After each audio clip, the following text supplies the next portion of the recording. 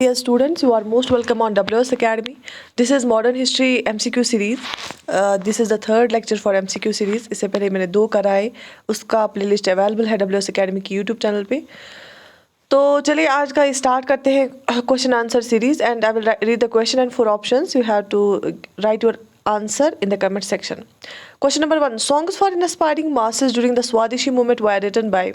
Swadeshi and boycott movement जब anti partition movement चल रही थी तो उस टाइम पे इंस्पायरिंग जो है फॉर इंस्पायरिंग मासेस सॉन्ग्स लिखे जा रहे थे. तो किसने लिखे सॉन्ग्स?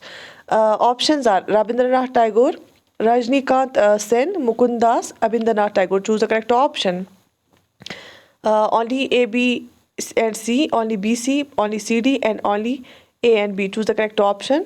एंड यस आपको पता है रविंद्रनाथ टैगोर ने लिखा था अमर सोनार बांग्ला, जो कि आज बांग्लादेश का नेशनल एंथम है आज के बांग्लादेश का. रजनीकांत सेन और मुकुंद दास ने भी लिखे थे. लेकिन जो रविंद्रनाथ टैगोर है वो बेसिकली एक माना जाना पेंटर था. Right, so A, B, C is the right option. Only A, B, C. तो option first is the right answer. The annulment of partition of Bengal was done in the year. जो partition of Bengal आपको सबको पता है 1906 में हुआ था. Partition of Bengal 1905 में हुआ था पार्टीशन ऑफ बंगाल. तो वो लॉर्ड कर्जन के टाइम पे हुआ था. तो उसको पार्टीशन ऑफ बंगाल को ख़त्म किसने किया? एनुलमेंट उसका कब हुआ, कब ख़त्म किया गया पार्टीशन ऑफ बंगाल को?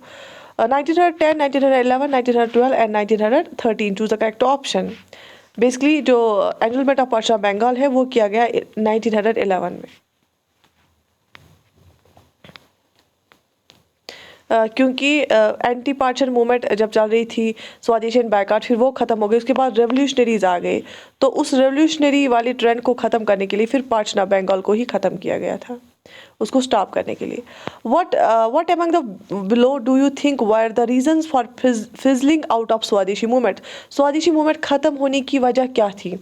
Severe government repression, most of the leaders were either arrested or deported by 1908, internal squabbles among the leaders, the movement remained confined to certain classes.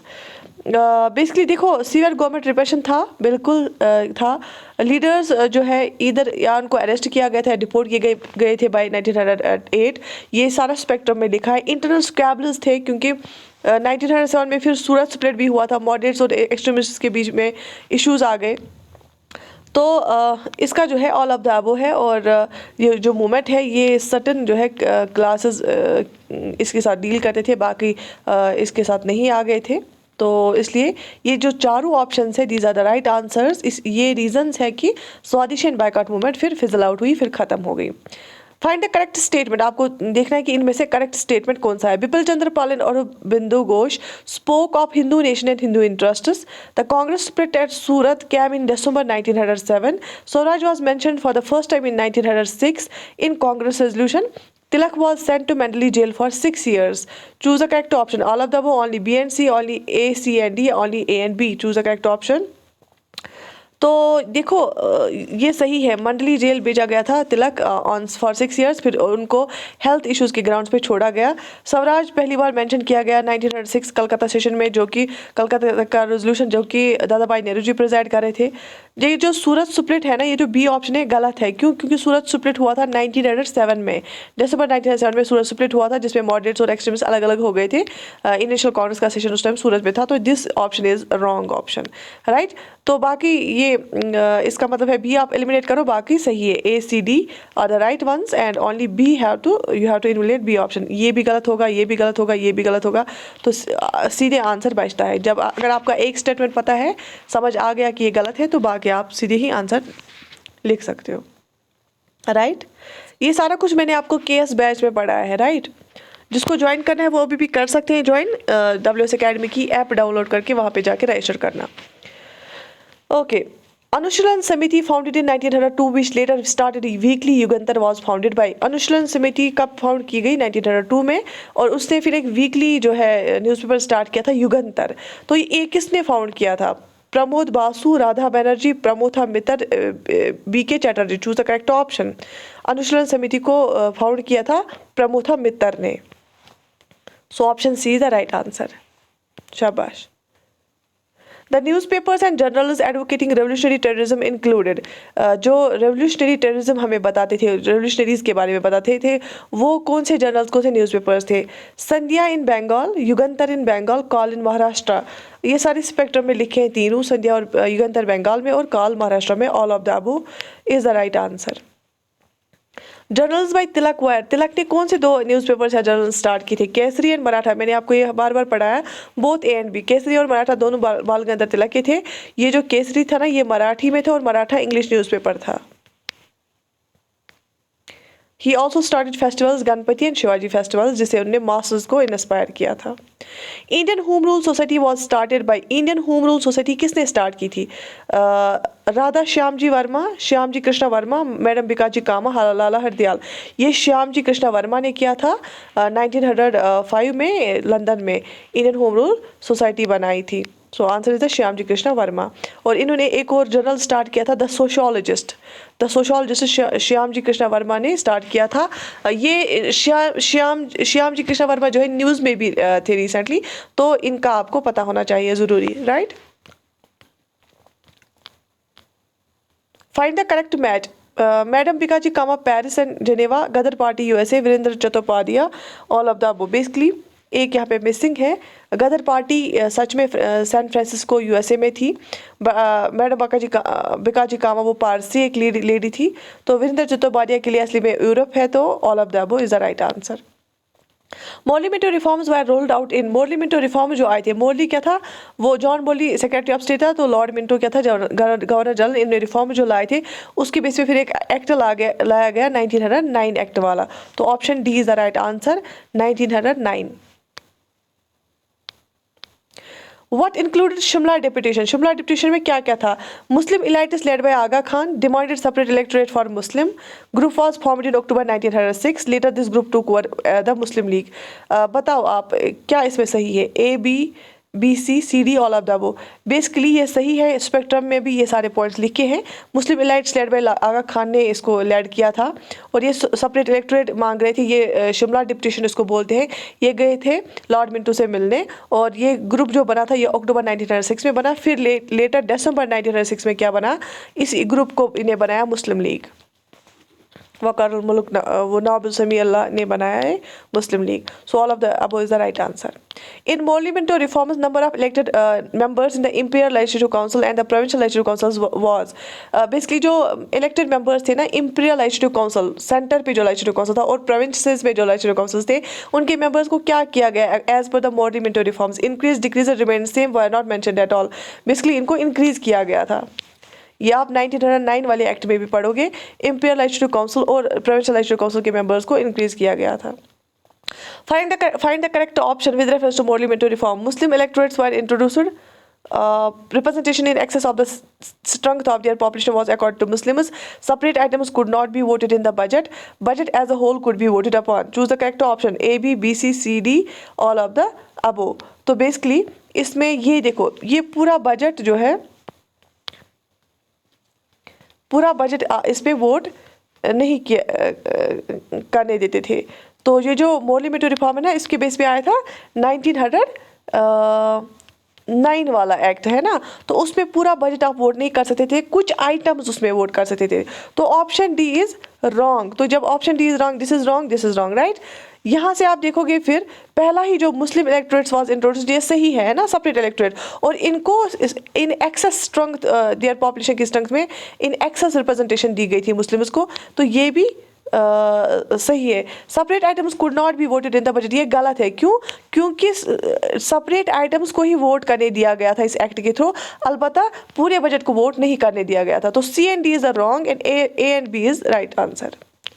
So only A and B, right? क्योंकि 1909 act ने बोला था आप parts of budget को, separate items को vote कर सकते हैं, लेकिन पूरे बजट को वोट नहीं कर सकते। Who was the first member to be appointed for the Viceroy's Executive Council?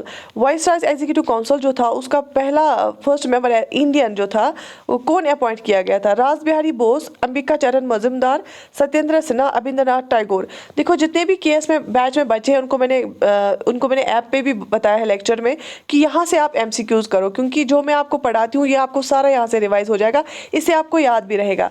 तो पहला इंडियन मेंबर जो कि ऐड किया गया किसको वाइसराय की एग्जीक्यूटिव काउंसिल को, वो था Satyendranath Sinha, right.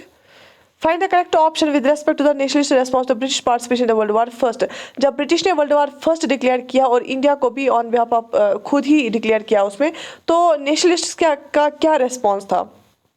Moderates supported as a duty, extremists supported in the belief that Britishers will repay India's loyalty. The revolutionaries decided to wage a war against the British seeing this as an opportunity. Choose the correct option A, B, C, A, all of the above. And the right answer is all of the above, क्योंकि ये सही है। Moderates ने बोला कि हमारी ये duty बनती है इनको सपोर्ट करना, क्योंकि अभी ये वॉर में फंसे हुए हम उनका फ़ायदा नहीं उठा सकते। एक्सट्रीमिस्ट्स ने बोला कि अगर हम लॉयल्टी दिखाएंगे तो हमें कुछ क्या करेंगे, फिर वापस वॉर ख़त्म होने के बाद हमारे लिए कुछ जो है फ्रीडम या कुछ रिफॉर्म लाएंगे। रेवोल्यूशनरीज ने बोला था कि नहीं, हमें बिल्कुल भी इनको सपोर्ट नहीं करना चाहिए, हमें इसको एज एन अपॉर्चुनिटी देखना चाहिए और इंडिया के लिए हमें लड़ना चाहिए। अगर ये वॉर लड़ रहे हैं तो कॉलोनीज के लिए लड़ रहे हैं, तो हमें बिल्कुल भी सपोर्ट नहीं करना चाहिए। तो all of the are the right, all the statements are right statements. समझ आ रहा है? शाबाश। Find the correct option with reference to revolutionary activities working outside India for India's independence. आपको देखना है कि ये जो revolutionary activities outside foreign countries में हो रही थी, ये सही है कि गलत? Ghadar Party San Francisco North America, Berlin Committee in Europe, Swadesh Sevak Home in Vancouver, United India House in Seattle. तो बिल्कुल Ghadar Party San Francisco North America में 1913 में एस्टैब्लिश की गई, ये ठीक है, ये करेक्ट है। बर्लिन कमेटी वो चट्टोपाध्याय ने यूरोप में स्टार्ट की थी। स्वदेश सेवक होम जो वैनकूवर कनाडा में स्टार्ट की गई थी, और यूनाइटेड इंडिया हाउस इन स्टेली। तो ये all of the are the right statements, these all are correct. Find the correct option with respect to Komagato Moro incident. It happened in 1913. Komagato Moro was the name of ship. It was traveling from Singapore to Vancouver with Sikh and Punjabi Muslim would-be immigrants. After being returned by Canadian authorities, they were sent back to Kolkata, where 22 of them died in a protest against the authorities. Choose the correct option. इनमें से कौन सा सही है? देखो पहला ही गलत है। क्यों? क्योंकि ये हुआ था 1914 में, ना कि 1913 में, राइट? तो ये गलत है पहला स्टेटमेंट। सो जब ए गलत हो जाएगा, ये गलत होगा, ये गलत होगा, ये गलत होगा, बचता है ये B option, this is the right answer, क्योंकि बाकी स्टेटमेंट्स बिल्कुल सही है। ये कोमागाटो मारो जो है वो एक शिप का नाम था जो कि सिंगापुर से वैनकूवर कनाडा को आ रहा था, लेकिन उसको कनाडा अथॉरिटीज़ ने अलो नहीं किया। So only B, C and D are the right options and all option A is incorrect. The defence of India act was passed in. Defence of India act कब pass किया गया? मार्च 1915, मार्च 1916, मार्च 1914, मई 1914, मार्च 1914। इसको किया गया था मार्च 1915, ये किया गया था डिफेंस ऑफ इंडिया एक्ट। ये गदर रेवोल्यूशनरीज को कर्ब करने के लिए लाया गया था। This was a response to the Ghadar Party activities, right. Berlin Committee of independence was established in 1915 by. Berlin Committee किसने बनाई? मैंने आपको अभी बताया, Virendranath Chattopadhyay, Bhupendranath Dutta, Lala Hardayal, all of the वो choose the right answer and Virendranath Chattopadhyay is the right answer. इसने Berlin Committee बनाई थी यूरोप में, जर्मनी में। Find the correct option. Indian Home Rule League was founded on the grounds of Irish Home Rule League. It came out as nationalists thought that popular pressure is required for our demands to be fulfilled. People felt the burden of wartime miseries. Tilak was ready to assume the leadership of the release in 1914. Choose the correct option. क्या लग रहा है आपको? All of the above are right, ये बिल्कुल सही है। Irish home rule league के बेसिस पे के लाइंस पे बनाया गया था, तो लोगों की जो है डिमांड्स को फुलफिल करने के लिए, प्रेशर डालने के लिए गवर्नमेंट पे, क्योंकि लोग फेल्ट कर रहे थे वॉर टाइम मिजरीज। और तिलक को जब 1914 में जो है रिलीज़ किया गया था जेल से, तो फिर उसने बोला कि मैं बिल्कुल गवर्नमेंट के खिलाफ कुछ नहीं करूँगा, लेकिन मैं होम रूल लीग चलाऊँगा। So all of the above are the right answers. Which of the following are correct? Annie Besant was a theosophist based in India since 1896. Having failed to unite Congress, Tilak and Besant decided to revive political activity on their own. Besant campaigned through her papers, New India and Commonweal. Only A and B, only B, C, D, only ABC, all of the above, choose the correct option. क्या लग रहा है आपको? सारी statement सही है। ये एक थियोसोफिस्ट ऑर्गेनाइजेशन के साथ डील करती थी एनी बेसेंट, और उसके बाद जो है इन्होंने चाहा था पहले कांग्रेस से, एनी बेसेंट ने पहले सोचा था कांग्रेस से परमिशन ले होम रूल लीग के लिए, लेकिन उसको परमिशन नहीं मिला, फिर उन्हें खुद ही स्टार्ट किया। और बेसेंट जो है, एनी बेसेंट, उसके 2 न्यूज़पेपर्स थे, न्यू इंडिया एंड कॉमनवेल्थ, इन्हीं के थ्रू वो स्प्रेड कर रही थी, अपनी कैंपेन चला रही थी। What is true about Tilak's League? तिलक की लीग के लिए सही क्या है?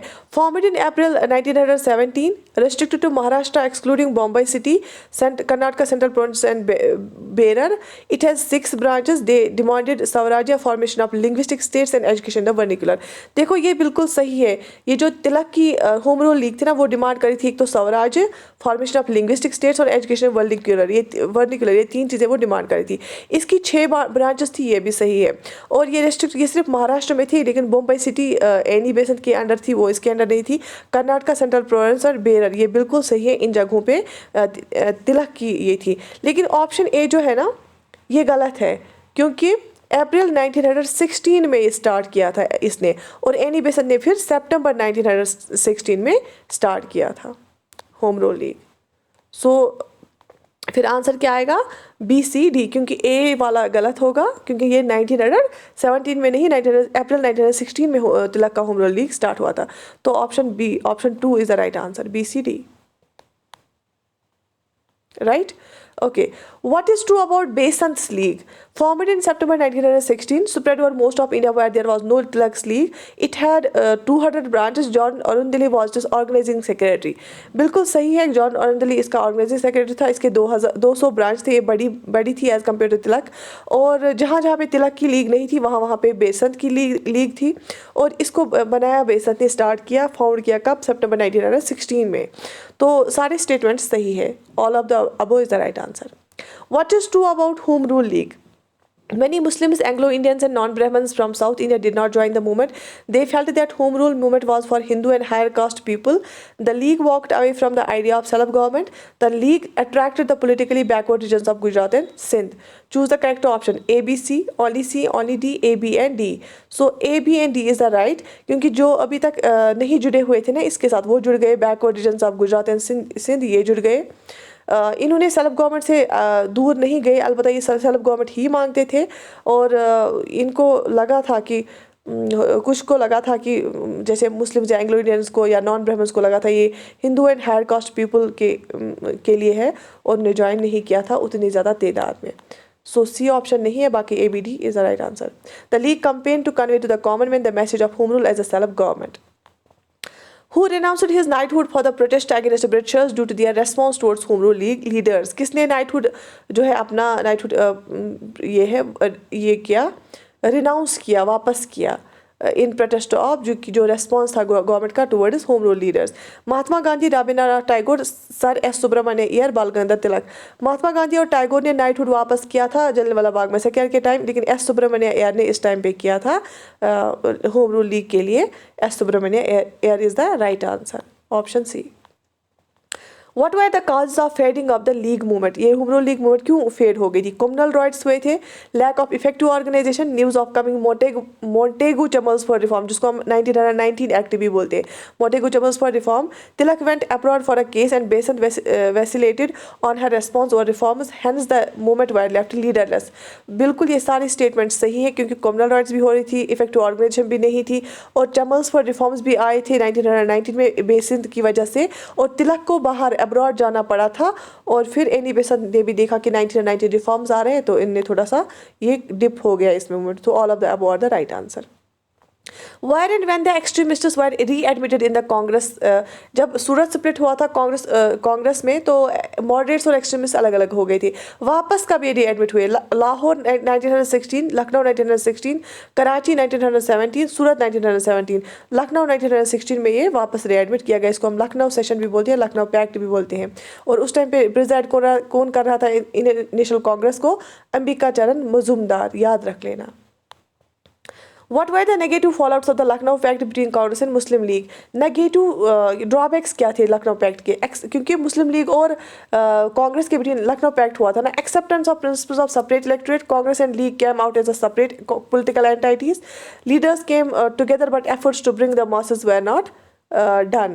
So इसमें ये सारी सही है. देखो लीडर्स तो आ गए थे पास, लेकिन जो लोग हैं ना उनमें अभी भी डिफरेंसेस थी, अभी भी दरार थी वहाँ पे.